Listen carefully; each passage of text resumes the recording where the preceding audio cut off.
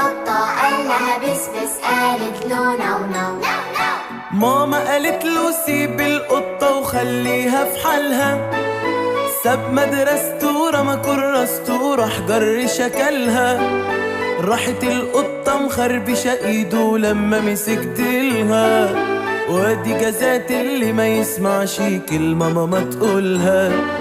ذهب الليل طلع الفجر والعصفور صوصو، شاف القطة قال لها بس بس، قالت له نو نو.